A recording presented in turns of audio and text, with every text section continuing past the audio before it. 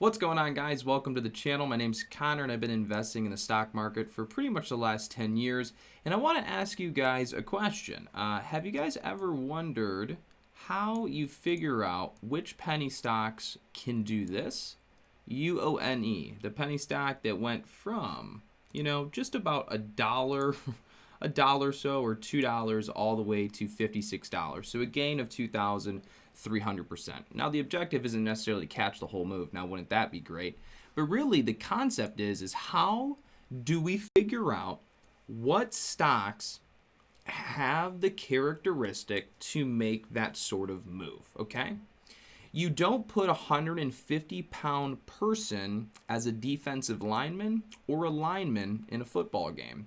You would typically put someone who's maybe 150 pounds, as a running back or something, right? You're not going to have a 150-pound person be the lineman. The characteristics just don't make sense, right? The characteristics of a 150-pound person just don't line up to be a lineman, okay? And the same thing applies in the stock market. There are certain characteristics that can lead to a stock having this sort of specific move. Now, this isn't the only stock recently that's made monster moves. I just want to show you guys a couple. Here's JFIN, the stock that went all the way from $4 to $30. CARV, the stock that went from $2 all the way to $22. So there's a couple stocks that just recently went on crazy runs. And in this video, all I'm really trying to do is help teach you guys two characteristics that you need to scan for, and then you'll be able to build a watch list of all types of stocks that have the capability of making a move like this. So the first thing I want you guys to do is you guys are going to go to FINVIZ.com. And what you do when you go to FINVIZ.com is you're going to go to the screener page, which is right here. So just click on screener. Once you're here, you're going to want to click all. Okay, once you click all, this is going to give you a big drop down window. What I'm showing you guys is how to create a free scanner to scan for those stocks. Back when I first started trading, a free service did not have this sort of capability. Well, it's 2020, it's COVID-19 season, the world might end, so it appears that things are changing dramatically fast in the year of 2020. I don't know, there might be aliens existing on the planet. It wouldn't surprise me. So now that we have the scanning capability that once wasn't available 6-7 years ago, let me show you what it is. So back when I first started trading, FINVIZ, the free scanning service they have, did not have these two boxes that I just highlighted, or this one box, but their shares outstanding and float. These two characteristics weren't around for me, or at least you couldn't scan for them on FINVIZ. So this has just changed the game dramatically for any of you guys out there that are beginners or are just starting. So real quickly, I want to build a scanner and just kind of show you what it's about. All right, so the first thing you're going to want to do is you're going to want to go to shares outstanding, and you're going to click under 10 million first, okay? You're going to go to float, you're going to click under 10 million. All right, then you're going to go to relative volume, which is just above shares outstanding, which is this guy right there. And you're going to click over 2. Once you do that, you can see that the list has been minimized to only 48 stocks, which is actually kind of a lot. So if you struggle at, analyzing stocks, that's quite a bit to go through. All right, so we have 48 stocks to pick through. All right, if I were to write down some of these stocks and we go through them, you're going to notice something, right? So what we've done is we have essentially built a scanner on this website to scan for, oh, and excuse me, let me change one more thing. I forgot. We have to change price. We're going to change the price to under 10, okay? When we do that, we're only down to 26 stocks now, okay? If we scan for under 5, then of course we're going to be down to 17 stocks. So I want to go just to under 10 for the time being, all right? So this can show you how to scan for stocks under $10 with under 10 million shares outstanding and under 10 million shares float. And I'll explain what all of those mean in just a second. But for the time being, let me take my pencil and my pen, and I'm going to write down just a few of these tickers that we see here. So the first one we have up is APVO. We also have the stock EKSO. We also have the stock NNVC.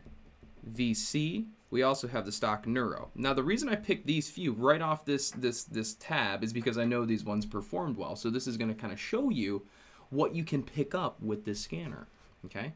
So if we go back to Thinkorswim or the stock chart here, let's just type in all of the tickers that we just recently found. So the first one here is APVO. This was a stock today that just went from $5-6 all the way to $12, okay? Next one on the list is EKSO. Stock EKSO today just went from $3 to $8. Next stock, NNVC. This stock currently, well, let's go back a little bit. We need a larger time frame. In the past, had gone from $3 all the way to $20, and it's actually curling in a bullish formation right now. So we might see that pop in the next couple of days. Next one on the list is Neuro, which just recently ran from $1 all the way to $6 in a couple days. So you can see that this scanner is picking up stocks that have currently had really good moves or previously have had really good moves. So the objective when using this watch list that I've shown you isn't necessarily to catch the stock as the stock is booming, but it's to build a watch list of stocks that can potentially make these moves. See, everybody wants to find the stock before it makes the big move. Well, the scanning criteria that I've given you will give you stocks that have the characteristics to have moves like this, but not guarantee you that one will. That is still up to you, and I'll explain how you might do that. So what we would do here with the scanner, when I pull it back up, what we're going to explain now is all of this. So if you're trying to trade penny stocks or anything that's low price, typically it's going to be below $10 or below $5. So you wouldn't put in scan for anything below $20 because that wouldn't make sense. So if you're trying to trade penny stocks, then of course your price is going to want to at least be below $10. And then the relative volume, you want over 2. You could do a little less, but the reason we put for over 2 or relative volume of 2 or greater is because when you reach a relative volume of 2 or greater, that pretty much just signals that for whatever reason that stock is seeing increased volume more so than it typically does. So again, that means people are all of a sudden becoming a little bit more attracted to that stock. What the reason is, we're not quite sure, but for whatever reason, people are becoming more attracted to it. And that can kind of raise kind of an alert, kind of like, hey, what's going on, right? So the reason that we want shares outstanding under 10 million at least, preferably in the 3 to 5 would be great, 5 million shares outstanding. So you can always change over what you're scanning for here. But of course, when you scan the stock, it's going to show you when you go into it, you can look at the details, right? If we click into APVO here, right, it's going to say, hey, the outstanding shares is 3 million. So whether or not we actually scan for shares outstanding of 10 million, it doesn't really matter because once we click into the stock we're curious about, you'll be able to see what the shares outstanding are regardless, okay? It's really just, a preference thing. So let's go back. So the reason we do shares outstanding below 10 million or lower, preferably, all plays into the role of supply and demand, okay? So the shares outstanding and the float both play a significant role in regards to supply and demand. And if any of you guys have lived in the world for a bit of time, you will know that supply and demand is a very simple foundation of pretty much economics in anything related to anything, ever. Supply and demand, okay? If there's a bunch of people all selling cars and nobody wants to buy cars, the price is going to drop because we have so much of them and nobody wants them to entice the buyers. We're going to have to lower the prices, right? When there's no cars available or very little and everybody wants to buy a car, there's an increase in demand. There's no supply. Everybody wants one. That's when we can increase the price and still expect the buyers to pay a premium or to pay the inflated price that we're now asking. Okay, so that's how the supply and demand aspect works. So when it comes to shares outstanding and share float, it's like this.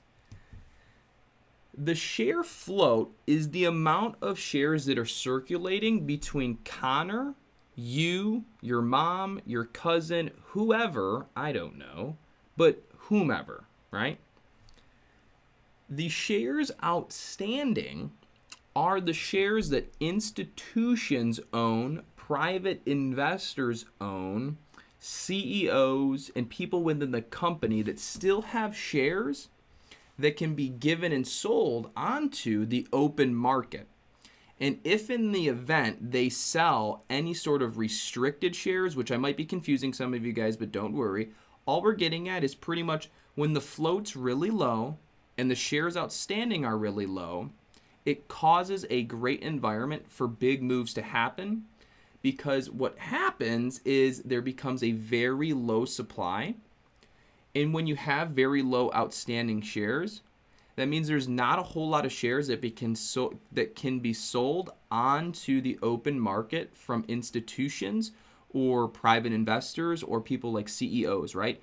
If the share count on the outstanding shares is low, there's like none of those magical hidden sellers that can just pound the stock down on you. You ever been in a position where it's going great, then all of a sudden just slam out of nowhere? That can happen, right? But it's less likely to happen on these stocks and are more likely to grind back up because there is liquidity issues too. When there's not a bunch of shares outstanding that people can sell to people, sell to people, what happens when people want to buy and there's nothing to sell to anyone?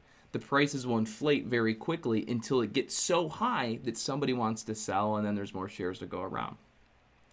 So I hope this wasn't too confusing. I hope that you're picking up on it. I have been doing this a very long time, so I do tend to get a little fine detailed in some of my videos that could confuse some of you guys, which I always apologize about. But nonetheless, to break this down very simply, if you want to trade penny stocks and you want to catch the big supernovas, this scanner right here will find you those stocks, guaranteed, hands down. You'll still have to gain some experience on how to trade them properly and when's the right time to hop in and get out. But if you scan for stocks on FINVIZ under $10 with a relative volume of 2, shares outstanding below 10 million, and that means that there's not going to be these magical hidden sellers that just dump a bunch of shares on you guys, and then floats under 10 million, you're going to be entering yourself into a low liquidity environment with low supply and high demand sometimes, and the prices can boom. So the one thing you want to pay attention to is if you think you found yourself on one of these big moving stocks, always make sure that these stocks have news, because you need some sort of catalyst to draw the attention, right? There could be a 300-pound dude out there that could be the best linebacker, the best lineman or defensive lineman in the world that the Patriots or the Green Bay Packers should be picking up. But if there's no way for the market to get that guy's attention or for the market to see that man, then no sports team will ever pick him up. So all of these stocks I showed you how to scan for, they all meet the characteristics to have the big boom. But if there's no reason for the market to come to that stock, it's not going to make it, okay? People don't get drafted in the NFL on just whim, right? They go to college, they get noticed. They have to be noticed to draw attention, and that's what gives them worth, theoretically. So when it comes to the stocks like this, these all have the characteristics to be big boomers. But they need a catalyst first to draw the market's attention. Once we have the attention of the market, the boom can happen. So I hope you guys liked the video. I hope you guys learned something new. Make sure to subscribe to the channel if you haven't done so already, because we're always coming out with hot new videos and good stuff that you guys just got to learn, all right? So for what it's worth, I'll see you guys in the next one. Everybody, take care.